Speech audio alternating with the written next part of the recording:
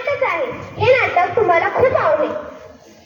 भांडे हे मानवाच्या जीवनातील एक अविभाज्य असा भाग आहे. धान्य साठवणे, अन्न शिजवणे, अन्नाचे सेवन करणे इत्यादींसाठी आपण भांड्याचा उपयोग करतो.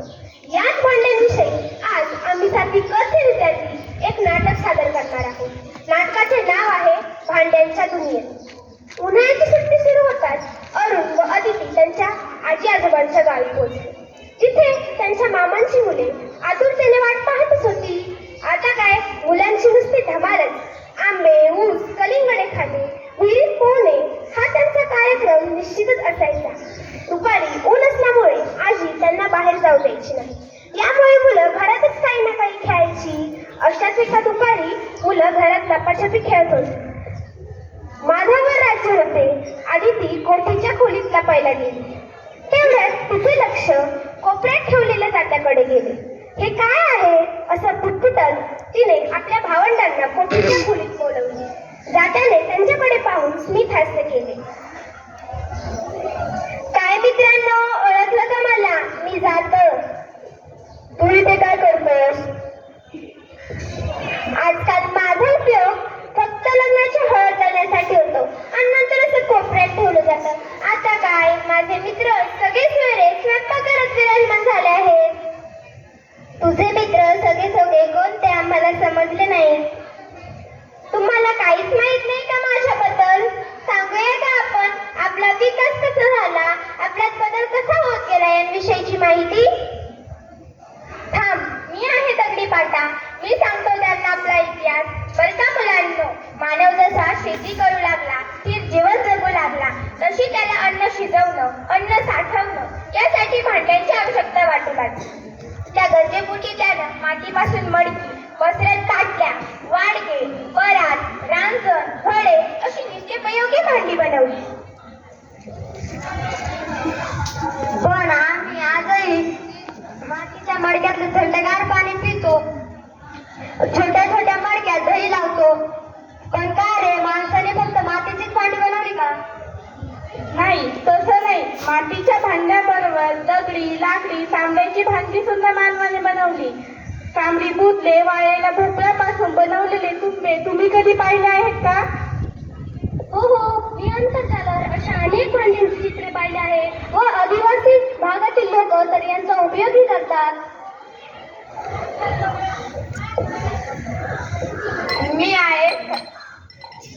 मी कोण बरं?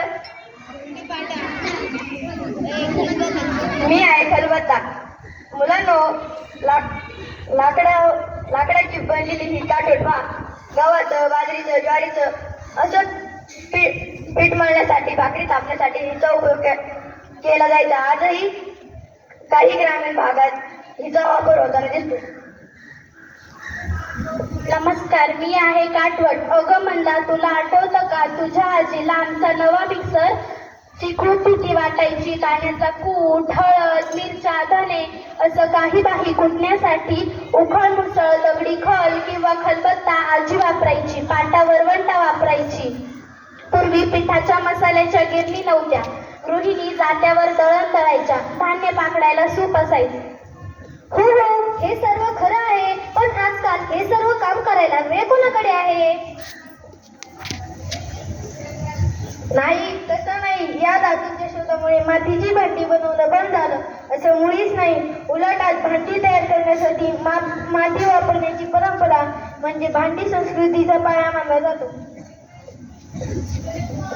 मातीच्या व लाकडांच्या भांडोपाठोपाठ माणसानं तांब व लोखंड या धातूंचा शोध लावला. नंतर त्यापासून भांडी बनवण्यास सुरुवात झाली. या धातूंच्या शोधामुळे भारतीय संस्कृती अधिक विकसित झाली बरं का? हो, हे खरं आहे. आमच्या घरी स्टेनलेस स्टील, नॉनस्टिक, कोटेड मेटलची भांडी आहेत. मग स्टेनलेस स्टीलची भांडी वापरात कधी आली? दही व तांब्यांच्या भांड्यांची जागा आता ॲल्युमिनियम, हिंडालियम आणि स्टेनलेस स्टीलच्या भांड्यांनी घेतली. आता सगळीकडे स्टेनलेस स्टीलचीच भांडी पाहायला मिळतात. आम्हाला तुम्हा सर्वांसोबत खूप मजा आली. आम्ही तुमचे आभार मानतो कारण तुम्ही आम्हाला भांड्यांच्या दुनियेत खबरच घडून आणली. पूर्वी आंघोळीसाठी घंगाळ, पाणी तापवण्यासाठी पंप, पाणी साठवण्यासाठी घागर, हंडा कशी असायचा. पण आता सर्वीकडे प्लास्टिकच्या बादल्या, प्लास्टिकची ड्रम व प्लास्टिकचे टप दिसतात. काय रे जाती भाऊ, जेवणाच्या पंक्ती ताट म्हणून टीव्हीचे पान, पत्रावळी तसेच वाट्यासाठी द्रोण असायचे. तसेच हात धुण्यासाठी दस्त असायचे, हो ना? अरुण, तुला बरेच माहित आहे की पूर्वी गाय म्हशीच्या दुधासाठी काचाची किंवा चरडी असायची, ताकासाठी कावळा असायचा, लोण्यासाठी वाडगा, तुपाची पोटली, बुडकुली, ओरंगळी पळी अशा अनेक प्रकारची भांडी स्वयंपाकघरात असायची. पण आज गॅस असल्यामुळे चुलीचाही वापर खूप कमी झाला आहे. हो हो, पण आजकाल मातीची भांडी बनवणं बंद झाले आहे का?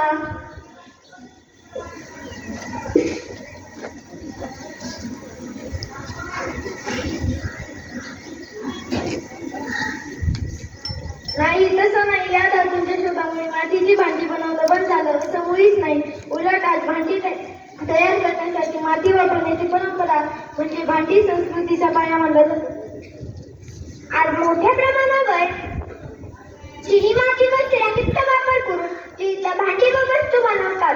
भांड्यांचा प्रसार झाला. नंतर कितीचा रंग, आकार, त्यावरील नक्षीकाम, रत्नजडित तुर्या अशा अनेक कलात्मक गोष्टी भांड्यांमध्ये येऊ लागल्या. हो हो, हे अगदी खरे आहे. आमच्याकडे stainless steel, non stick, coated मेटलची भांडी आहेत. प्रत्येक जण स्वतःच्या खिशाला परवडणारी व सहजपणे उपलब्ध होणारी आणि वापरण्यास सोपी असणारी भांडी खरेदी करण्याचा प्रयत्न करतात. एकूण काय तर भांडी हे मानवी संस्कृती अविभाज्य अंग आहे. गरजेनुसार भांड्यांमध्ये विविधता येत असली तरी जिथे जिथे मानवी समाज तिथे तिथे भांडी असणारच. आम्हाला तुम्हा सर्वांबरोबर खूप मजा आली. आम्ही तुमचे आभार मानतो कारण तुम्ही आम्हाला भांड्यांच्या दुनियेत सफरच घडवून आणली.